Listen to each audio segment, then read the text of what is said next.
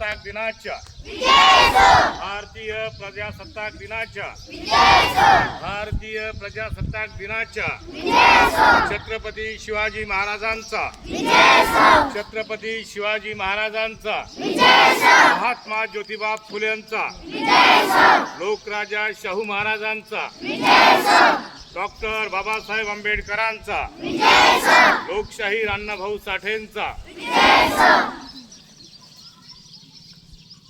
सरंजामशाहीतही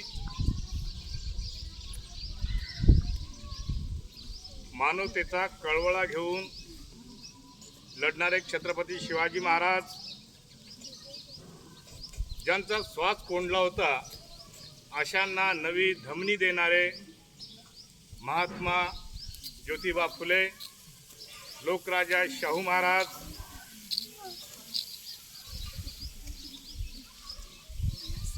डफावर वेदनाचा झंकार मांडणारे अण्णाभाऊ साठे या कार्यक्रमाला उपस्थित असलेले प्रकल्प कार्यालयाचे प्रतिनिधी आदिवासी निरीक्षक घोगरे साहेब केंद्र प्रमुख हरदे साहेब या कार्यक्रमाचं सुंदर असं संचालन करणाऱ्या वारे मॅडम या ठिकाणी ज्यांनी आपलं मनोगत व्यक्त केलं असे Thakur sir Sanap madam Pardeshi sir Dhondkar sir Bhavsar sir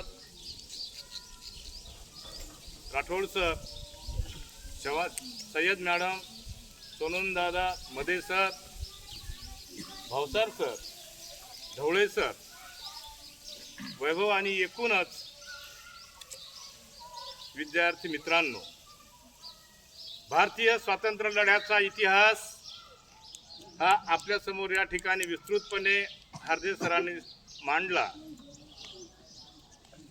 त्या देशाला स्वातंत्र्य मिळावं म्हणून अनेकांनी कुर्बानी दिली।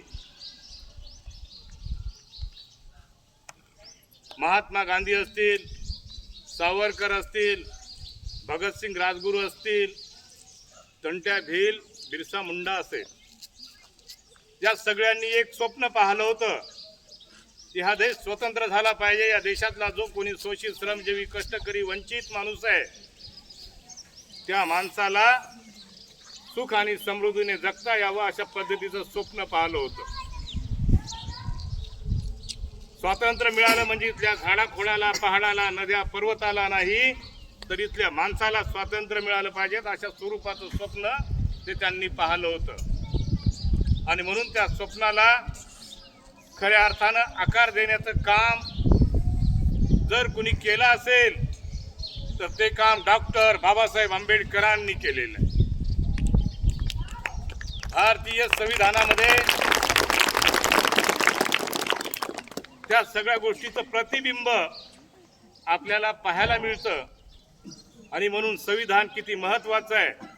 हा तिरंगा आज स्वाभिमानाने जो आकाशात फडकतो, हा तिरंगा जर असाच फडकत राहावा असं आपल्याला वाटत असेल, स्वातंत्र्याचा तिरंगा आम्हाला अशाच पद्धतीनं स्वाभिमानाने फडकावा असं पाहत असेल तर डॉक्टर बाबासाहेब आंबेडकरांनी 25 नोव्हेंबर 1949 ला संसदेच्या समोर ती राज्यघटना प्रजासत्ताक देश व्हावा यासाठी जी राज्यघटना देशाला अर्पण केली त्यावेळी बाबासाहेब आंबेडकरांनी काही भीती व्यक्त केली होती। हा देश सगळा ऐकत होता। त्या ठिकाणी अनेक खासदार, त्या ठिकाणी असणारे सदस्य त्या सगळ्या गोष्टीला बारकाईने ऐकत होते। त्यावेळेस बाबासाहेब आंबेडकरांनी जी भीती व्यक्त केली होती ती भीती अशी आहे, ते स्वतः त्यांच्या शब्दामध्ये म्हणतात की या देशाला स्वातंत्र्य मिळालं पण हे स्वातंत्र्य टिकेल की नाही याच्याबद्दल मला शंका वाटते। माझ्या काळजामध्ये चर होतं अशा स्वरूपाची शंका बाबासाहेब त्या काळात व्यक्त करतात। त्याचं कारण काय? त्याचं कारण असं आहे की त्यांनी इथला इतिहास पाहिला होता। तो इतिहास कोणता होता? सिंध प्रांतामध्ये जो जाहीर राजा होता मोहम्मद कासिम जेव्हा या देशावर स्वारी करतो तेव्हा त्या ठिकाणी मोहम्मद कासिमच्या सोबत आमच्याच लोकांनी फितुरी केली होती. मोहम्मद घोरी जेव्हा येतो तेव्हा जयचंद पृथ्वीराज पवारच्या सोबत त्या ठिकाणी फितुरी केली जाते, गद्दारी केली जाते. छत्रपती शिवराय मानवतेचा कळवळा घेऊन देशामध्ये सर्वसामान्य माणसाचं हिंदवी स्वराज्य स्थापन व्हावे स्वप्न पाहतात, तेव्हा त्यांच्या जवळची माणसं जावळीचे मोरे असतील, निंबाळकर असतील, ही त्यांच्यासोबत फितुरी करत असतात. आमच्या बिरसा मुंडा सोबत तेच झालं, आमच्या तंट्या भिलासोबत तेच झालं. आणि म्हणून हा जो फितुरीचा आणि गद्दारीचा इतिहास आहे, हा इतिहास आम्हाला पुन्हा पारतंत्र्यात नेऊ शकतो, हा तिरंगा पुन्हा धोक्यात येऊ शकतो, हे भीती बाबासाहेब आंबेडकरांना होती. आणि म्हणून बाबासाहेब आंबेडकर त्या ठिकाणी सांगतात की स्वतंत्र आम्हाला जपायचं आहे. आणि म्हणून ही लोकशाही जी आहे, त्या ठिकाणी ठाकूर सरांनी लोकशाहीच्या संबंधाने, हार्दे सरांनी लोकशाहीच्या संबंधाने या ठिकाणी भावना व्यक्त केल्या. आणि म्हणून ही लोकांच्यासाठी चालवलेलं राज्य ही जी लोकशाही आहे, ती लोकशाही जर अबाधित ठेवायची असेल तर त्यासाठी काही अटी आणि शर्ती ह्या सुद्धा बाबासाहेब आंबेडकरांनी 22 डिसेंबर 1952ला पुण्याच्या लायब्ररीमध्ये, लॉ लायब्ररीमध्ये विद्यार्थ्यांच्या समोर सांगत असताना त्या अटी आणि शर्ती सांगितल्या होत्या. लोकशाही टिकवण्यासाठीची पहिली अट आहे, या देशामध्ये समानता असली पाहिजे, समता असली पाहिजे. कोणी काळा नाही, कोणी गोरा नाही, कोणी गरीब नाही, कोणी श्रीमंत नाही, कोणी स्त्री नाही, पुरुष नाही, कोणी उच्चवर्णीय नाही, कोणी मागासवर्गीय नाही. अशा पद्धतीची समता या समाजामध्ये असेल तरच ही लोकशाही चांगल्या प्रकारे टिकू शकते, असं बाबासाहेब आंबेडकरांचं. एकीकडे एक माणूस तुपाशी खातो आणि दुसरा उपाशी राहतो.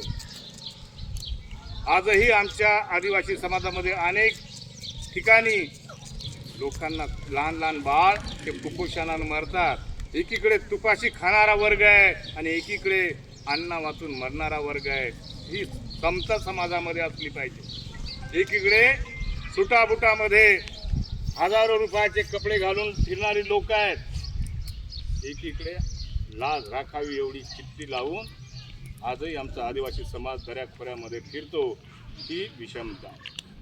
अन्न असेल, वस्त्र असेल, राहण्यासाठी घर नसेल, उघड्या नागड्यावर पावसाळ्यामध्ये कशा पद्धतीने आमचा समाज राहतो, ह्या सगळ्या गोष्टीची समानता, समता समाजामध्ये असली पाहिजे. त्या देशामध्ये विरोधी पक्ष हा सक्षम असला पाहिजे, ही दुसरी आट बाबासाहेब आंबेडकरांनी त्या ठिकाणी सांगितली. आणि त्याचबरोबर या ठिकाणी विवेकवादी समाज असला पाहिजे. समाजाने सुद्धा, मतदाराने सुद्धा खरं काय, खोटं काय, चांगलं काय, वाईट काय याचा अर्थ समजून घेतला पाहिजे आणि योग्य ती प्रतिनिधी सभागृहात पाठवली पाहिजेत. मग तो ग्रामपंचायतचा मेंबर असेल, आमदार असेल, खासदार असेल, आमचे प्रतिनिधी निवडत असताना आम्ही त्याचं चारित्र्य पाहिलं पाहिजे, आम्ही त्याचं काम पाहिलं पाहिजे, आम्ही त्यांचा स्वभाव पाहिला पाहिजे. जात आणि धर्माच्या याच्यामध्ये न अडकता आपण त्या माणसाचं मोठेपण स्वीकारलं पाहिजे. अशा स्वरूपाचं काम जर आपण केलं तरच या देशाची लोकशाही खऱ्या अर्थानं टिकू शकते. अशा स्वरूपाचं स्वप्न बाबासाहेब आंबेडकरांनी त्या काळामध्ये पाहिलं. आणि म्हणून आमच्यावर खूप मोठी जबाबदारी अलीकडच्या काळामध्ये येऊन पडते. आमच्या